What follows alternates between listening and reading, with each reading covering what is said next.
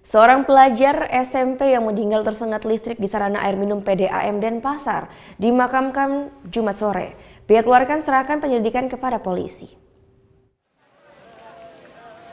Randy Rizaldi, pelajar SMP Negeri 2 Denpasar yang tewas tersengat listrik pipa air minum PDAM, dimakamkan di Makam Islam Kampung Jawa Denpasar.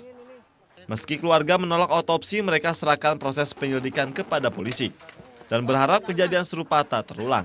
Harapan kami cuma dengan kejadian ini tidak akan lagi terulang kejadian yang lain. Itu harapan kami karena ini fasilitas publik yang sudah disediakan oleh pemerintahan kita. Sementara itu, sarana air minum publik di lapangan Puputan Denpasar sudah dipasang garis polisi. Korban tersengat listrik Jumat pagi di sarana minum gratis usai bermain bola. Rekan yang berusaha menolong sempat terpental sementara korban tewas di lokasi kejadian. Hingga kini polisi belum memberi keterangan terkait kasus tersebut. Muhammad Hasanuddin melaporkan untuk NET. Udah selesai kan nontonnya? Nah, jadi jangan lupa buat like, komen, dan subscribe ya.